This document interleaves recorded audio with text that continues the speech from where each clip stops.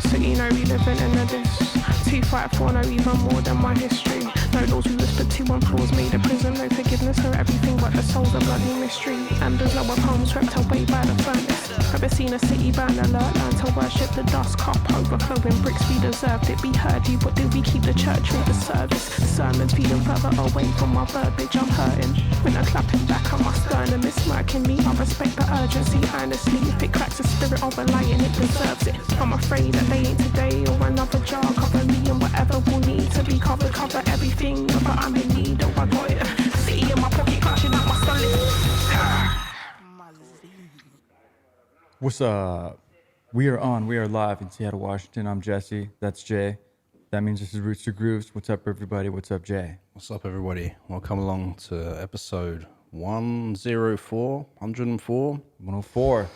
It's a good number. Yeah. It's getting better and better, I hope. I think so. Yeah. I think so. It'd be better than worse than worse. Worse than worse. Worse than worse? What's worse than worse? Better? I don't know. I don't know what I'm talking about anymore. Yeah. It's Sunday here in Seattle. I'm like not really awake, I don't think. I've been making weird jokes that only make sense in my head. But Which I love. I love it. caffeine free as well. So Yeah. I'm only feeling it right now. Caffeine free in Seattle. Yeah. That's all right. It's a lazy Sunday. We're chilling. Just have a nice conversation about Wooloo. Yeah. Wooloo. Artist out of South London. And before we get to that, I got quote of the day, music. I like to kick things off. Sometimes it relates to what we're saying, like it's a quote from an inspiration of the artist we're talking about. Sometimes it's just random, like today. Today I'm quoting Plato. Here we go. And if this quote is even real, I don't know. I'm just trusting the internet. But this quote is, music gives a soul to the universe, wings to the mind, flight to the imagination, and life to everything. Beautiful. There you go. I like that. I like that. I mean, I think it's true. I think so. Whoever said it, whoever it is there, if it's Plato or not, but it's a true statement. I like it. Thank you, Plato. Yeah. I think it's true. That's why it brings us together every week to talk about music. Yeah. Because it's magical. Yeah. In so many different ways. Yeah. Yeah. So, yeah, like I said, we're talking about Wooloo. Yeah. Out of South London. Mm-hmm. What does he play? He's a mix of genres, from jazz, R&B, hip hop, Yeah. grime, grunge, Yeah. Punk, drum and bass. drum and bass, jungle. Yeah. And he's a multi-instrumentalist as well, right? I think vocalist, producer. I think he's like kind of mainly, he does a bunch of things, but his top instrument is bass guitar. Is that right? Yeah, maybe. I don't know. That's I'm what not I sure. heard. I didn't really feel like I saw a focus on the instrument. You saw that though? Yeah. I heard it say, a couple people said that. Okay. Yeah, because like live recently, I think does he play guitar or bass on stage? What I saw from live was playing guitar. Okay. But then in some other interviews and stuff, they were like, where's your bass? Right. Okay. And so I'm like, okay. So he was talking about, so I'm pretty sure that's right, but he certainly plays different instruments. He's on the NPC. Yeah. He's creating beats. Yeah. Using live instruments, using a band. Yeah. Has a super awesome band. Yeah. And just really energetic, really like a genre mash, amalgamation of these different genres that he was influenced by. Yeah. I got a list of influences as far as artists go. Yeah. Flying Lotus, Yeah. DJ Shadow, Yeah. Outkast. Yeah. Check out our episodes on Flying Lotus and DJ Shadow. We haven't done one on Outcast, but Yeah, maybe we could do that's a two-parter. two-parter. Yeah. Red Hot Chili Peppers. Oh wow, I didn't see that. Yeah, Smashing Pumpkins. Yeah. Interesting. So Yeah. Green Day at some point, I believe. Right. And that was all mixed up in that kind of 90s, Yeah. Yeah. skate scene. Right. And we'll get into all that. Yeah. He's 32 years old. Yeah. So, 90s millennial. Yeah. Yeah. What else we got? He's released. They call it a debut album. His most recent one. I saw that. But that's a red herring, I feel like, because he has at least another album that was released. Yeah, it's just it was the debut album off of a certain record label. Exactly. Yeah. which we'll talk about Yeah. as we get to that. But before that, before his most recent album, he had another kind of album. He had a few EPs before that. I think he's like appeared with like collabs with other producers in amongst his early EP period. Yeah. There's one guy that was mentioned, Hector Plimmer, who I come across. I can't remember how I came across him, but he's really good. He's like a London guy, and he's on one of these videos, like the Beat the Clock or whatever it is, you know, the Rhythm Roulette, or what, I think it's Beat the Clock. There's like a couple of those videos out there where they share a producer making a beat, you know, Okay. for the first time. I think Rhythm, that's right. Rhythm Roulette's the one where they send them to a record store and they pick three random vinyls and they make a track. Okay. And then Beat the Clock is just the artist trying to come up with something in like 10 minutes or however it is. Yeah. That's very cool. So I saw Hector Plimmer did one, and he's really good. And then Wooloo did one as well, Beat the Clock, which showed a studio and stuff like that. Nice. Maybe we'll touch on a bit later. But yeah, he hasn't really, I mean, as overview-wise for Wooloo, he hasn't really done a lot of other stuff yet, right? No like big awards or massive tours or anything like that. I think, Anyway, yeah. what was it on Spotify? 64,000 monthly listeners for yeah. what that's worth. And hello, man. This is the heater. The heater in the background, if you can't. Bang, bang. Join our Patreon so we can afford better heating. No, Yeah. I'm just joking. We don't have a Patreon. Maybe we should. Maybe we should. Where were we? What'd you say, though? He's done Glastonbury. Oh, yeah. He's played there. Pretty massive success Yeah. as an accolade. Yeah. But yeah, I think he's overall pretty underground still, Yeah, I think so. Yeah. which is really cool because he's doing some dope stuff. Yeah. And he seems like a really cool guy Yeah. also. Definitely. Let's play a track. Yeah? Let's do it, yeah. This is the first track I ever heard of his, called Sailor.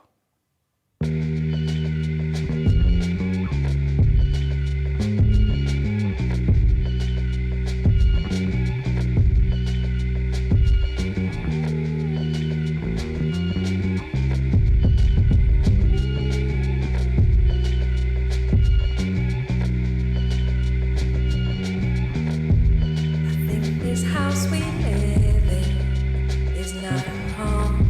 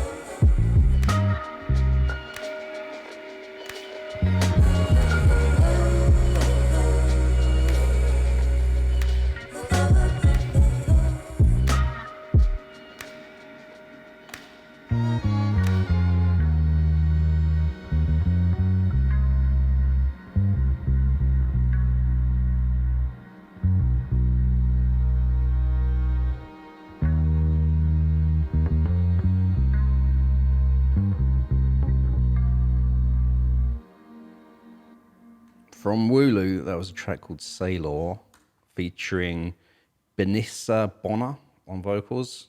The EP's called NAIS, which stands for Not As It Seems.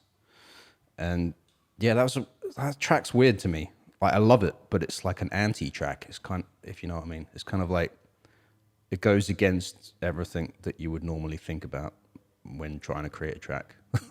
What do you mean? Like the bass is like melodic. The groove sounds like it's about to launch into a big breakbeat, but it never does, and it just like keeps that sort of like thing. And he has these weird samples that just sounds like he might have recorded a door opening and closing in a studio. And but it has this like weird sort of like. That's why maybe he called it Sailor, because it has this weird sort of like on a shanty ship type, rocking back and forth type thing. I like the visual. Anyway, that's why I loved it. That's the first track I heard of his, and I think I heard it on Giles Peterson's radio show, maybe. And then I searched him up on Spotify, and at that time, that's all he had out that I could see was this EP. And I was like, oh, damn, I wonder when he's going to come out with stuff. And I didn't really hear anything of him again until the most recent album, which we'll talk about later, which was completely different. And I was like, wow, okay, I'm not sure what's happening here. Yeah, it is quite. But yeah. Well, yeah, we'll get into that when the time comes, I suppose. But it's really good stuff either way. Yeah. He seems pretty well-rounded, and the music's really good. Yeah. So his real name, Miles Romans Hopcraft, right? And he calls himself Wooloo. Did you see about how he came up with his name? Yeah, an Amharic word. Yeah, which is the Ethiopian language, I think. And it was Wuha was how it was the word he took from the Ethiopian language, and means water. Yeah. But he said it sounded too much like there's a Busta Rhymes song called Wuha, and he didn't want to call himself Wuha because he thought people would make fun of him. I didn't know about this Busta Rhymes song. Maybe I've probably heard it, but I'm sure you have. Yeah. But yeah, he didn't want to be like associated with that. Yeah. So he changed it to Wooloo. Yeah. Which sounds a little bit more fluid. He was saying. Yeah. He said he wants it to represent hydration, flexibility, and purity. There you go. So pretty cool ethos behind the name. Definitely, yeah. And so like you said, he grew up in Brixton, London, right? Yeah, correct. Which, I don't know if you know much about Brixton, do you? Never been. Heard about it? I've been. Used to go a lot as a kid. I was there as a teenager. I think it's one of those areas that's become gentrified now, which I think he kind of touches upon, like in some of his lyrics. Brixton is in South London? Yeah.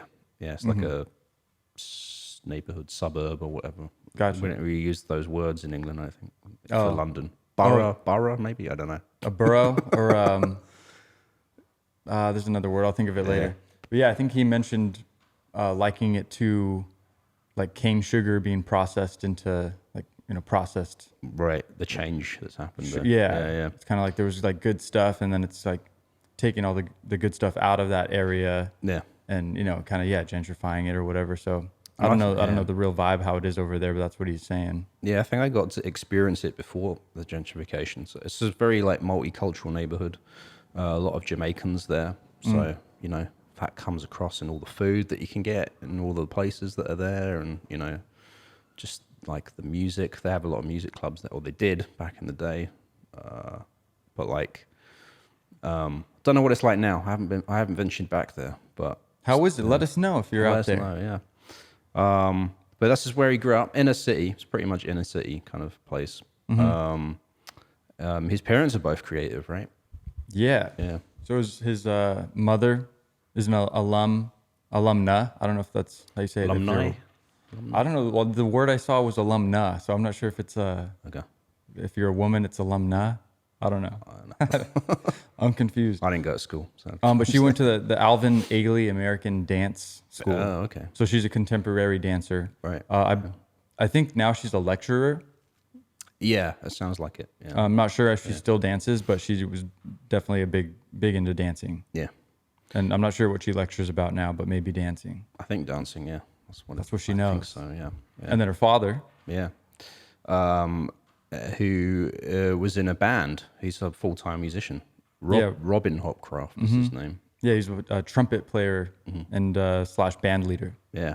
for the Soothsayers, which I felt like I heard of, but I didn't listen to any of their music in preparation for this. Check them out. But apparently it's like Afrobeat and reggae influenced music. They formed in '98, and they've had like 5 albums out and toured a lot.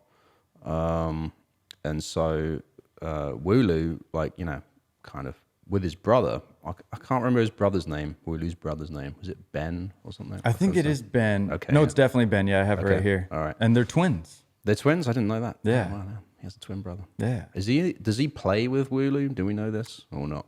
I don't know that for sure. But I think Ben has his own band called Childhood. Oh, wow. Okay, cool. So check that out. I think they did play together when they were younger. Yeah. When they were coming up with their ideas and learning their instruments. Yeah, because I heard the story that they'd be like jamming in the living room or something like that, and like their dad would come home from work. That's the way he said it, come home from work, which is basically, I don't know what, being in the studio or some rehearsal. Yeah. Yeah. His dad would always tell them, like, you know, okay, you want to be a musician, that's good, but you know, it's hard. It's like, it's not easy. Yeah. You know, you better have a backup plan or something like that, you know. And then he'd leave the room, and then Wooloo and his brother, they'd turn to each other and it's like, but we're still going to do music though, right? Yeah. I love that vibe.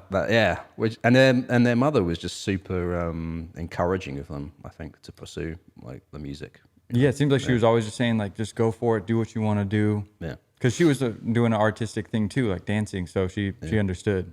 So it's interesting that, you know, the full-time musician in the family is like, I'm not sure if you want to follow in these footsteps. Yeah. I mean, I guess it's like, it is hard. Yeah, we all know this. If you're a musician out there, you know, it's tough. It's hard. You can make a living out of it, but it's real hard work. I mean, everything's hard work, but Yeah. it's not as... the paths aren't as clearly defined as like another profession, I guess. It's like, just you know. much more subjective than if you're, you could type some code for somebody and do something concrete. Right. Yeah. You know, it's so subjective. So Yeah. it is tough. Yeah. Nobody's really out like, here's some money. Yeah. Here's money for you. Or here's what you do. You go to this school and then you get an internship with Radiohead and then you go... And then you go on tour. And then you go on tour and then you're in it. Although that does happen for some people, actually. Just digression. I've seen, you know, a lot of like the movie composers, because there's quite a few different movie composers out there, and they're all kind of like individuals, like Hans Zimmer, that work by themselves. But then but people don't know this. They have a small team that works with them. You know, like someone will intern for Hans Zimmer and like learn all of this shit from him, and then they'll go off and become their own composer and do stuff for movies. Almost like an apprenticeship. Yeah. So that is an interesting path for music. That is. But yeah, if you can get that, that's one of the rarest. That's probably it's probably still a difficult route to take. Oh yeah, I mean, it's, you know, you millions of applicants for like one opening or something. Yeah, for one great producer, composer. Amazing. But yeah, so like I guess like Wooloo and his twin brother, I didn't realize, so they're the same age. They used to go on tour with his dad, right? Yeah. He would bring him along whenever they were on like holidays, like Christmas break or spring break, whatever. Yeah. And so they would kind of see what was going on, and I think he would bring him up on stage and do some playing as well. Oh, cool. Yeah. I'm not sure to what extent, but I heard they were on stage for sure. I heard that they used to give him like a stack of CDs, and he was like, go out into the crowd and try and sell these because like you're a kid, so they'll probably buy it from you or something. Yeah, no, I'm sure it's a great little marketing tactic. Yeah, maybe that's the only reason he brought him along. Maybe, yeah, no. But Wooloo did say of this experience that he didn't see it was anything. I guess this was normal life to him. You know, since being born, his dad has always been a professional musician, and going on tour was a normal thing, and then going on being a part of it, he never saw it. He just thought everyone did this or something, right? Yeah, he said he'd go back to school and be like, "Where'd you guys go?" Yeah, and it wasn't the same story. Exactly. So that's like a really good, like, you know, environment to grow up in, I think. And so he just naturally led into. I mean, he was always playing with his brother, you know, just messing around on instruments, but eventually he just led into doing his own beat making, right? Isn't that right? Yeah. Yeah, exactly. I don't know. One thing that I know he saw the documentary called Scratch. Oh, okay. Yeah. It's like a DJing and sampling. I think I might have seen this. Is this old? old? I think it's pretty old, like from the. Oh, actually, it's 2001. Oh, I was gonna say the 90s, but so it's not that old. I'll put a picture or image on screen for our there YouTube it is. viewers. Yeah. So it's a documentary film directed and edited by Doug Prey. Okay. Yeah. And it explores the world of hip hop and DJing and the birth and the rise, and just gives it just focuses on some different DJs and like what they think about it and how they got into it, and this and that. So it gave him like a big epiphany of that you can do production stuff like that, right, and create really cool vibes, and so that kind of started to put the pieces together between using guitars or real instruments and sampling and using computers, and electronic boxes, right, because I think also during this stage he's always been into a lot of different music, right, Wulu? Like, because I heard him say when he was at school he felt like he kind of had to hide what he was interested in because everyone sort of falls into their cliques at school or whatever, like the grunge kids, the hip hop kids or whatever.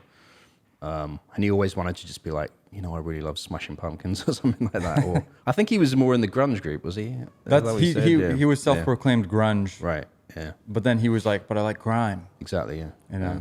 So, but it's like that cliquey mentality. Like, if I tell them I'm into this, then I might not be part of their tribe. Yeah. And so he wanted to fit in and be part of the culture, without, excommunicating himself. But I think he got shook out of this mindset through being a part of the skate scene, right? It sounds like. Yeah. So that was kind of a big thing for him, just the whole skate scene, the graffiti scene. Yeah. I don't know why graffiti is like a scene. Yeah. I'm not sure exactly what that means, but I think just going out and graffitiing buildings. I was thinking about this because he called them writers as well. He was like, graffiti artists, he calls them writers. That's professional of them. Yeah. But like, I was thinking about this because and what Wulu was describing about all of this skate scene and graffiti scene is, to me, it's like, oh, that's the evolution of punk in a way, right? There was the punk kids and it sort of went into the skate scene. Yeah. Like, but it's evolved because like what he loved about the skate scene, it was like punk in attitude where it was just like, no one can tell you what to do. You get freedom of expression. Yeah, do what you want. You can be into all types of different music. I mean, as we know, like the old skater videos, is a mixture of like bloody like what Wu-Tang Clan and like Rage Against the Machine, and it was like grunge and hip hop, like And he also mentioned it's like playing Tony Hawk Skater Pro, the video game. He talked about the soundtrack on that being so vast or whatever. Like, it's an epic soundtrack. Yeah. I still remember that because I would play that on like PlayStation or whatever. Yeah. And I mean, still to this day, I still listen to some of those songs, and there's some of my influence as well, right? Which is pretty cool. Like Primus or somebody's on there. Yeah. And so that was, I don't know, that was big for him too. So it all kind of was coinciding with the punk mentality, the punk music, the influences that he had in his own head or whatever. Yeah. And so then he started making music, I guess, right? Yeah, I think he said he got into turntablism, DJing. I think like he was already messing around on instruments, but then started the DJing thing. Yeah. Which he said taught him a lot about music as well, because he was DJing hip hop and then jungle and grime and dubstep. I saw he was performing with a couple groups that I think he was a part of early on, called Matted Sounds, and another one called We Are Dubbist. Nice. Okay. So I didn't look into whether they have music out or whatever, but could be some good stuff. But he definitely was, performing and working with some other musicians, learning the trade. Yeah. And I think this is where he was collaborating with Hector Plimmer in this. He did a project with him called Monster Playground, a dubstep project under the name TJ Mileage. Yeah. Was what he called that stuff. I don't know if that stuff's out there. I have to go look at it. But I'm not sure either. I think there was one other name. I don't have it listed, but he also went under another moniker for a second as well. Okay. Yeah. But so he was just putting in the work, cutting his teeth. Yeah. Creating some stuff. And this was, around 2010 to 2015, I believe. Yeah. And then is it also, because we don't have a clear timeline, people, by the way. It's just all kind of like. I'm making that up. I guess in reference to the album that he put out in 2015. Right. basically like his debut long play project. Yeah. So I'm guessing the 5 to 10 years. Up. Yeah, for sure. Yeah. Yeah, that's the lead up is what I'm saying. Yeah, was up until 2015. Does that make sense for a timeline? I think so. Yeah. Close enough. Because you went to Raw Material. Did you hear about this school? No. Yeah. It's like a musical arts school. Yeah, I looked it up. If anyone's in London wants to go check this out, rawmusicmedia.co.uk. It looks really cool. It looks like a place where as a young creative you can go to learn about music production, the career, well-being even. They have space there that you can book and stuff like that. It seems pretty cool. So I think like he enrolled there and like studied there, and then he sort of graduated out of that and started teaching other students there. Yeah. In return for like free studio time. Yeah, That's what he said. Yeah. Right. Yeah. No, that's the great point. That's what I failed to mention, and that's where he started getting a lot of time to work on his own beats. Right. Yeah. Using the facilities at Raw Material, rawmusicmedia.co.uk. Just promoting it because it seems like a really cool organization, which I feel they need more of. Like. Right. Yeah. No. What a great opportunity, and he was using it to his best advantage. Yeah. Yeah, and so I think that brings us to Ginga. Yeah, Ginga. Oh, Ginga. Yeah. Oh, Ginga. It's Ginga's. Yeah, that's because funny. when I read it, I thought Ginga because in England, when I was at school, they used to call redheaded kids Ginga. Oh, really? Yeah. So I think it's the same spelling. So based off like the same like ginger. Yeah, ginger, and then Ginga. it just got shortened down to Ginga. Ginga. Yeah. Okay, cool. British kids, man. I don't know. Anyway. I know. 2015. So Right. this is primarily an instrumental beat tape. Kind of, yeah. Lo-fi. Yeah. Yeah. A little more chill. Yeah. Referencing the next album we'll talk about, but there was some, it featured some artists' voices. I don't think there wasn't a lot of singing. It wasn't like super poppy, but there was artists such as Grace Aklanda, Andrew Ashong, I think I have heard of him. Binisa Bonner. Yeah. And that's one we mentioned, I believe, before. Yeah. Yeah, he has some interesting collaborators. Some of them have released their own things. Some are a little bit more under the radar, I think.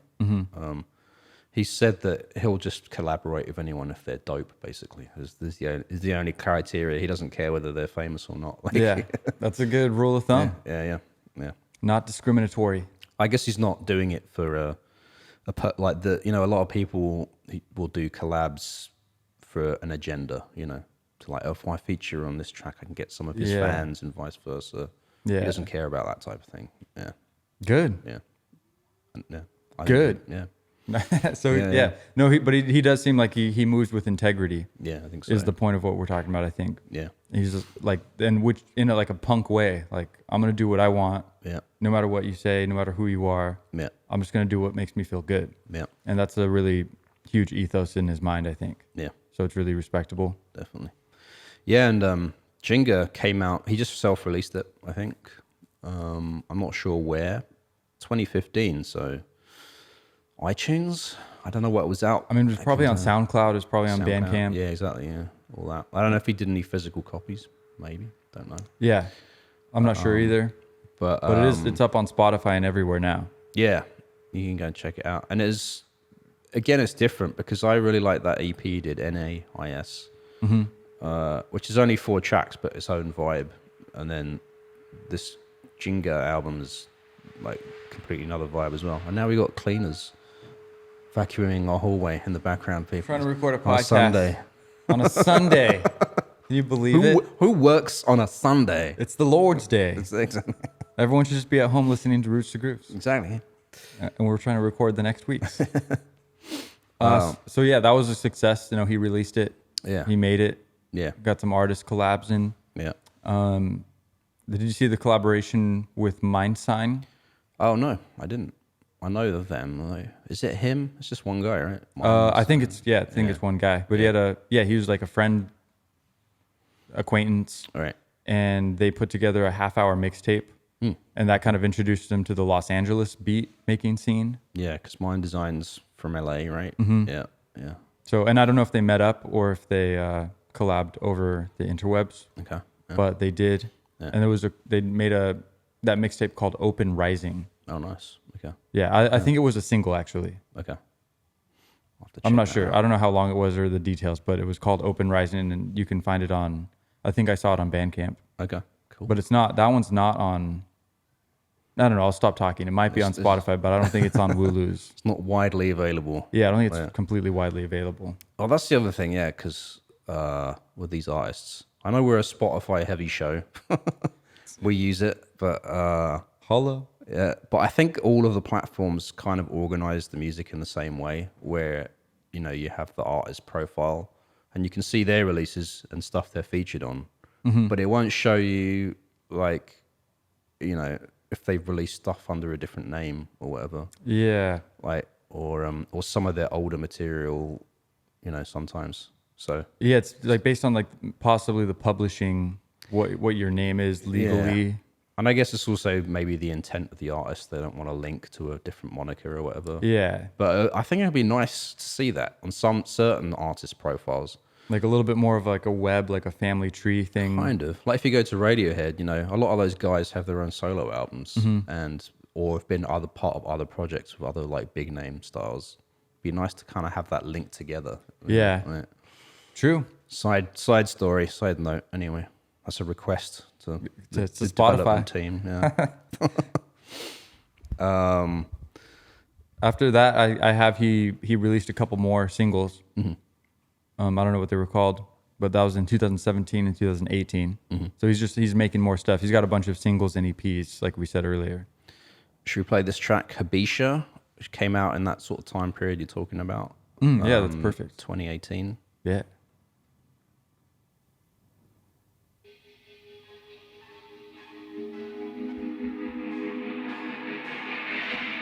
She's not coming home, I'm walking alone, what did I expect?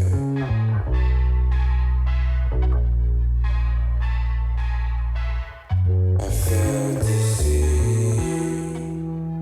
what was in front of the net.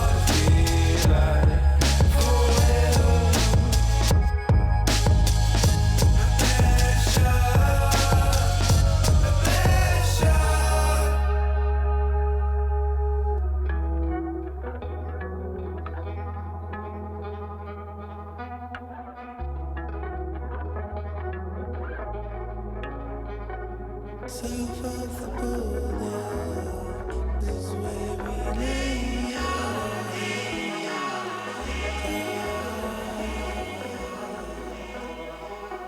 South of the border.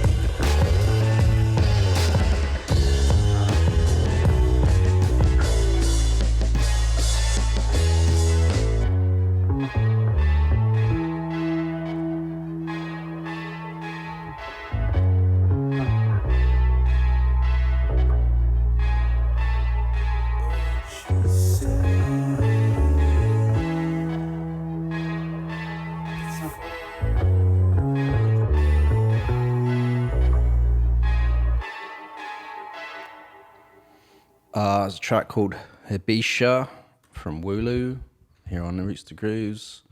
Came out in 2018, so between his first kind of album, Ginga, 2015, and Loggerhead, his album from 2022, he was releasing a lot of singles and EPs, and that was a track that was released during that time. So I got another track that was released during that time. If You Would Indulge Me. Oh, yeah, sure. Jay. Okay. Purcell. Yeah. The man himself. So Giles Peterson has that like compilation album that he comes out with every once in a while. Yeah, the Bubblers or something. Brownsville Bubblers, yeah. Yeah, so in 2018, Binisa, Bonner, and Wooloo worked on a track together, and they made a track called Sailor. And that made it onto that compilation, which is pretty cool because Giles Peterson's a pretty big, name. Yeah. Guy. Definitely. You know what I mean? That's where I heard it from them, because that's the track we played earlier, Sailor. Oh, yeah, so is that... Today. But I know you mentioned Giles earlier. I think I heard him...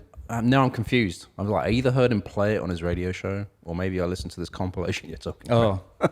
Either way. Either way. Yeah. But Sailor is a cool track. Yeah. Yeah. So then, I guess, I think still 2018, the following April, Save Us From Ourselves came out. That was his second EP. Okay, yeah. And yeah, that one had the single called 7. That was a pretty kind of big breakout track, I think. There's just really crackling and rumbling and, energetic. Yeah. And then in 2020, did you see that he released something called Overgrown Interludes? No, I haven't seen this. I think it's like a B-side type compilation album, but it's not released as a real album. Like it's not on Spotify, but it's online as well, like Bandcamp or something. Is Bandcamp the resource, you think, for this guy? It is for a lot of people. I think it is. It's like the one thing that the artist has control over to just put stuff out, but they don't feel like it's a huge, major place to release stuff. I'm just speculating. I've seen a lot of artists put everything up there, and I think it's because, I think you can play it off of Bandcamp for free, but it's not like, it's not very easy. Like you have to go to the individual band artist page and listen to the album in the web browser. They might have an app, I don't know, but it's not like a seamless streaming experience. Right. But you can buy the album, like download or physical copy, and I think that's why artists like it, because they get that money. And since COVID, they've been doing the Bandcamp free Fridays or whatever, where Bandcamp have waived their fees. So if you buy something from an artist, it just goes 100% to them. Yeah, which is pretty cool. Yeah. But I think Bandcamp is a good resource. Yeah. Yeah, for sure. Yeah. But that's pretty cool. Yeah. There's some good stuff. I listened to a little bit of it, and listen to it if you like, guys. Yeah. 2021 released a couple singles, South and Times, and he was getting more into this, punk, like resistance fueled energy. Yeah. And then another track called Being Me, and I think these were I think some of these, at least a couple of those, are going to be on the next album. Yeah. So in between that time, I think during 2021, he signed with Warp Records, which was one of his kind of big influences. But I'm not sure if he did that before he did this album or he did the album first. As far as I know, he signed with Warp, and then Loggerhead was the debut, quote unquote. Right. Yeah, because did you hear the story about how this album came together, Loggerhead? Which part? The pub, the abandoned pub. Oh, how he thought it was a great recording spot, so they moved all their stuff in there. And so I still think COVID's a recent thing, but no, I guess it's been going on for years at this point, 3 years. I mean, yeah. It's terrible. I've lost time and grown grey hairs in this now. Yeah. But it was during COVID, and he said he was just hanging out in his friend's empty pub in London. And I think he just started jamming in there with some friends. Overnight. Yeah, overnight. Some people came over. They ended up jamming until like 7 a.m. the next day. They came up with some like really cool things. And Wulu said to himself, this is the sound. It's like, I'm going to make an album out of this. I'm going to do it. He said, I'm going to spend all my money on this and see how it goes. Casual. Yeah. See how this goes. So since he said that, I feel like he didn't have the Warp deal yet. I feel like he might have made this album and then got signed to Warp, and then Warp released it, kind of thing. Just getting that, because otherwise I would feel like Warp would pay for him to do an album, or maybe it doesn't work that way anymore because record labels don't have any money, seemingly. I don't know. Yeah, no, that's a good point. Yeah. But yeah, so he, with these guys he got together, he was trying to find a studio, and I think for some random reason he ended up going to Norway to record this album. Yeah, was it one of the other bandmates had another? They set up another musical I think location. It was someone he knew, friend of a friend or whatever, was like, "Yeah, we've got this whole studio in Norway. Come." So, I guess we're going to Norway. So yeah, he said like a few flights later and doing all that out there, the album came together, kind of thing, out of this energy. Which, if you've ever seen any of the clips of the band playing live, is a lot more energy and a lot heavier, but still tight in its own sound. And I think that's the sound he was wanting to get, but I think I've heard him sort of allude to the fact that the recording is the recording, but it didn't really capture the heaviness of what he wanted to capture, kind of thing. Right. He didn't really say it in that way, but basically what he said about which is kind of interesting, is like all recordings are demos anyway. Like even if it's finished and put out and released, he still sees it as like as an in progress thing, because once you go take it out live, it evolves and takes on its own sound. Right. For sure. Which is one. I mean, not every artist does it that way. Some artists try and exactly replicate the recording, Yeah. But others will evolve it, Sure. And it's yeah. up for. You could do either way, and it's both good. Yeah. It's awesome. Yeah, and I think Wulu's way of working as well was that sort of jam and chop approach. I'm going to call it jam and chop. Yeah, just have for example, like a 3-hour session, just jamming away, different riffs, different ideas, kind of just nonstop. Yeah. And then he'll kind of go back and chop it up, maybe just take a small section of it and make a loop, and then kind of get the creative juices flowing from there and end up with a track. Yeah, yeah. Like he said, it could just be like a mistake, someone dropping a guitar or feedback that will just take and loop, and that could be the genesis. Not even necessarily a cool musical part. Yeah, exactly. Just a sample or a sound. Which I really like. I've been trying to I feel like there's a few producers that are doing this, and I'm trying to describe it, and I'm kind of calling it like organic, happy accident way of working. Like I love it when these producers don't polish things, like Inflow, who we talked a little bit about because of he's Cleo Soul's partner, and he's Little Sim's producer, and they have this great project called Salt. I love his approach as well, and which is similar to Wulu's, where it's like they kind of like leave the mistakes in the recording or the roughness, or if you know Just what I mean. The humanness. And I love that about that Instead of having everything all squeaky clean and like, you know, polishing every EQ and making sense. I don't like that. That's too. I like the roughness and I like the mistakes. Yeah, the realness. humanness, the realness. Yeah, because it creates like, especially in grooves with like drums and that. Like if you can hear the squeak of the drum pedal or whatever, like the way that sound can sometimes interact with another instrument, sort of creates its own rhythm. Like, right. You know, and it's like not supposed to be in there. And in another studio, we're like, let's oil that. You know, pedal so it doesn't squeak as much. Get some WD-40 on that bad boy. Yeah. But yeah, that adds to the ambience. Yeah. And even if it's a little bit subconscious to the average listener, who's not like super listening with super nice headphones, it still kind of gets in there and interacts with the vibrations. And helps you feel the room that they were in, the vibe that they were in that moment. And kind of, you know, just adds to the experience. Definitely, yeah. And so I feel like this whole album, Loggerhead, has that sonic landscape to me, you know, that stuff we just talked about. Yeah. So pretty punky, pretty hip hoppy. Yeah. But like drum and bassy and dubby. Yeah. And then overall kind of folky. Yeah. You know, folk through the lens of like, you know, punk and grunge. Yeah. If that makes any sense. I got a quote. He said, "This record is about being alone in your head. It has a punk ethos, but I don't know what genre to call it. It's just a diary of how I've been feeling. Maybe the name Wooloo will become a genre in itself." Maybe it already has. Yeah. Let's play some Wooloo. Some Wooloo. Some of that crazy shit. Yeah. Got any of that Wooloo? Yeah. Spin it. Yeah. There was some members who were a part of this project. Yeah. Tagara Miza. I hope I'm saying all these names correctly as usual. Lex Amor. Yeah. I've heard. It's a her, right? Don't know. Okay. Morgan Simpson, we know from Black Midi. Oh, really? Yeah. Which one is he, the drummer or the singer? I'm not sure. Okay. I don't know. We don't know. I don't know, but Black Midi was super cool, and you could see those genres kind of colliding with each other, and like, it makes sense for them to work together. Check out episode on Black Midi. That's some good stuff. That was a long time ago. I forgot we did an episode about them. Yeah, they're weird and great. Yeah.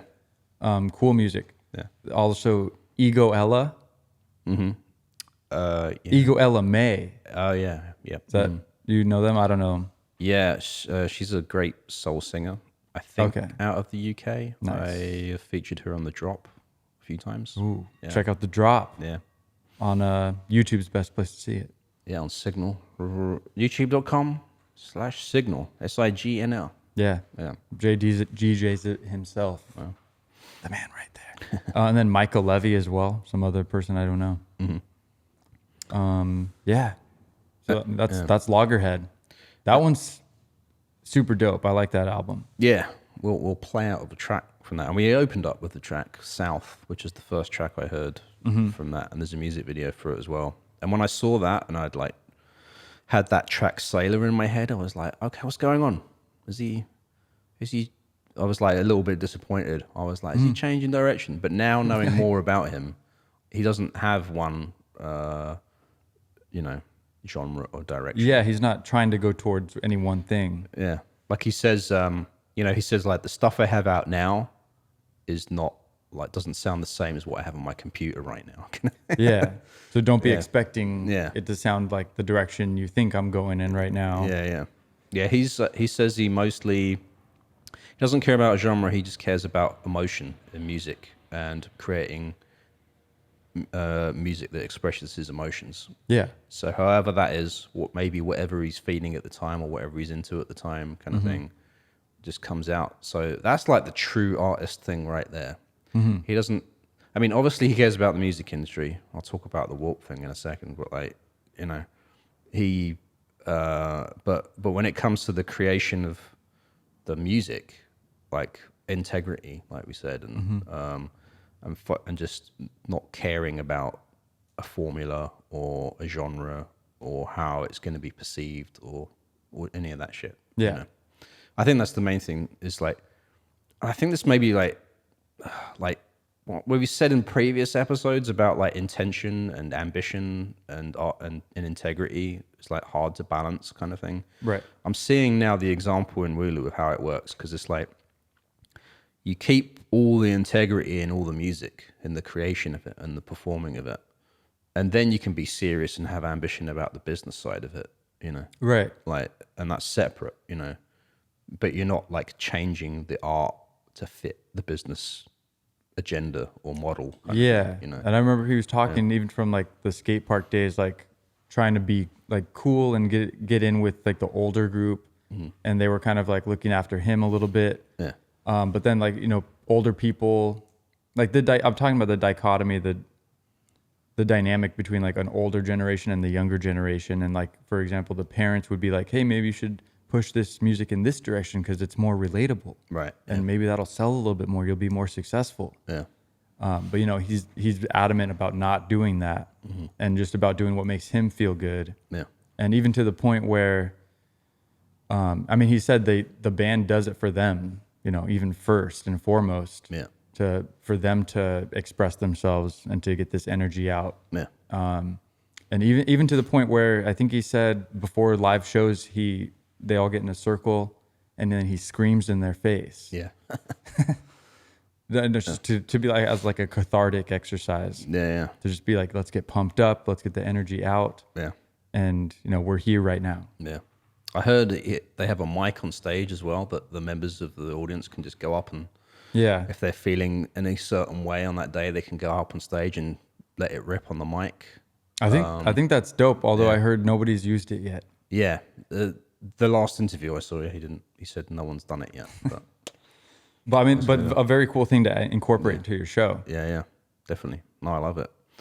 And so like, so Warp, right? He signs to Warp Records, like before this album comes out, Loggerhead. I feel like he did the album first and also I feel like he was kind of shopping around to labels. I think he did have some options. Yeah, it sounds like People were interested. Yeah, so I think maybe the narrative you're describing makes the most sense. I think they were working on the album or working on just music demos. Yeah. And I think I heard they had like up to 40 demos at one point. Yeah. Because he mentioned a guy called Daniel. I don't know if that's his manager or a musical partner, but he said it's just been the two of them for years, just like making this thing work kind of thing. So I feel like he might be the manager or something. You know, where they've just been putting out all these releases and just slowly building his fan base, I guess, and audience. Right. And I feel like, it was shopping around to labels just because of the way he talked about like the meeting of Warp Records. Like he said when he first met them, the first meeting, they didn't talk about Wooloo or any of his music at all. He said they talked about Andre 3000 the whole time. Did you hear this? I recall. I watched that interview. Okay. Yeah. What did they say? He said, well, you know, the reason I think they ended up talking about Andre 3000 in his meeting with Warp Records was because Wooloo really likes the way that Andre kind of does his own thing, you know, and how that works business-wise and aesthetically and how he's portraying, like, you know, everything in the music videos and all of that sort of thing. And apparently the guys at Warp really like understood that and were like on the same page with him as well, kind of thing. Yeah. And so, you know, after coming out of that meeting, he was, and also about Warp, it was kind of a dream label for Wooloo. He said, like, him and his brother and all that had been like, you know, at the back, like, it'd be great if we were like signed to Warp, right? Wouldn't that be crazy? Yeah, because like Flying Lotus is on there and stuff. Yeah, and then so it came true, and like what a moment. Yeah. To like actually sign with them. Yeah, so he said like he had other options, but he was like, it's Warp. He's like, it's Warp, isn't it? It's meant to be. Like, it's meant to be, yeah. Yeah. And so, that came about, and they're just getting started. It was only last year this came out, and we were still kind of in. I don't know if people were doing shows yet last year, were they, or maybe starting to? I think Blasters things were starting to get cooking again. Yeah. But still, we're still coming out of it. You know, restaurants are still coming out of it. Yeah. Other aspects, you know, places are still closed. There was a place here closed in January, so places are still closing. Yeah, I mean, we're not out of the woods. Yeah. Yet, so to speak. Yeah. Or we're getting out at least. I think we're getting closer. I don't know. The world's falling apart, Jay. It is falling apart, and Trump's about to be arrested. Yeah. Maybe he already has been. By the time this come out, he's in jail. I don't know. Who knows? What do you guys think? You know, let us know. What are your thoughts on the Trump indictment? Yeah. hot topic. Yeah, so I want to see more of them play live. I saw a clip in that. There's like one interview I think you saw as well. It was like some European TV show or something like that, where it was like interview and then clips of them playing live. Right. I want to see if I can find the full version of that live show that they showed clips of. Yeah. Because the sound was really great on there as well. Yeah, it seemed very tight. Yeah. That sounded great. I would like to see that as well. Yeah. It'd be fun to see them live. Yeah. Got to keep our eye out. I mean, ears out. Yeah, it's really cool how they're so tight, and the music feels wild, and you're like unabashed. Yeah. But like listen to the beat and the grooves. It's somewhat technical and like right in place, and like the drummer's doing some cool rhythms. It's not just heavy-handed punk or anything like that. Oh yeah. So it's definitely a lot of finesse. Yeah. And it's a really cool Wooloo genre. Yeah, definitely. And I want to see them go further. He's talked about a second album, so that's he's also one of these guys that's always making music. Like he said, the stuff on his computer is different, you know. Who knows where he's going next? Exactly. So, you know, and that's the interesting thing, because Wooloo, it seems like they're a band now, but maybe it's just for this project, you know, or maybe the band will stay together, but we'll be playing different like type of stuff when the next album comes out. I don't know. Yeah. No, that is an interesting point. I didn't see anything that made the distinction. Yeah. But he's obviously the kind of lead front man. Yeah. So yeah. I guess we'll see. Sometimes the background band becomes, you know, the main band. Yeah. You know what I mean? Yeah. I don't know. Anything goes with Wooloo. Yeah. But I think this was a good one. That's all I got on our guy Wooloo. Yeah. Me too. He uses Ableton 9. No, he does 9, not 11, not the new one. That's the most updated thing I saw. Yeah. Got to upgrade, man. Or maybe you don't, because sometimes you upgrade and everything doesn't work anymore. That happens. That's the thing. You got to download new drivers. Exactly. It doesn't work. You don't have the VSTs plugins. don't work. Yeah, shit. Lord.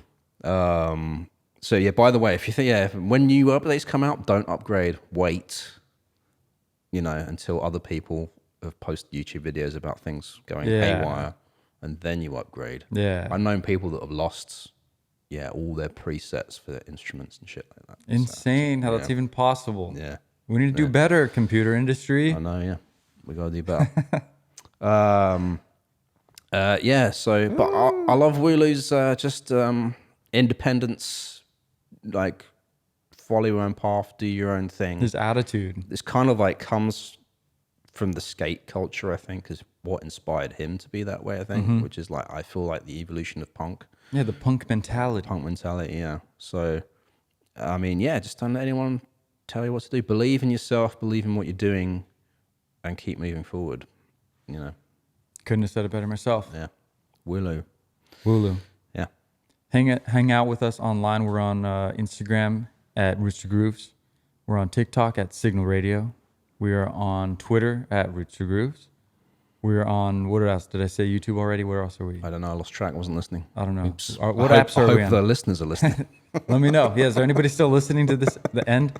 If you want to contact us directly, hit us up. We'd love to speak with you for any reason at all. Jay's got the email. rootstogrooves@signalradio.com. SIGNL radio.com.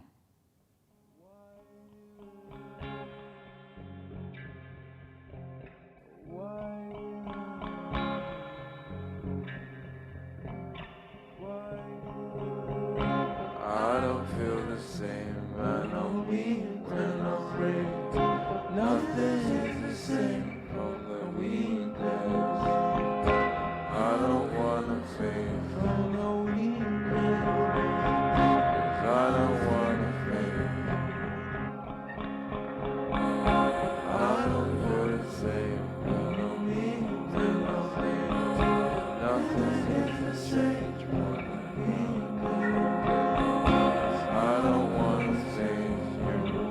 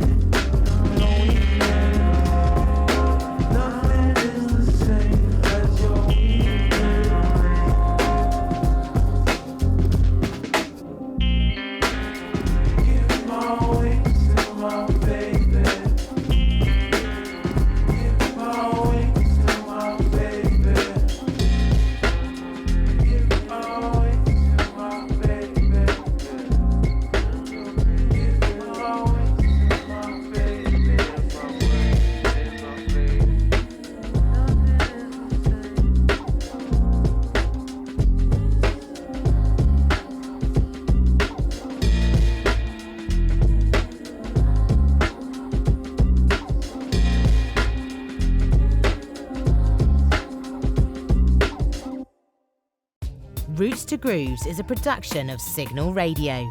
For more music and independent culture, visit signalradio.com. That's SIGNL radio.com.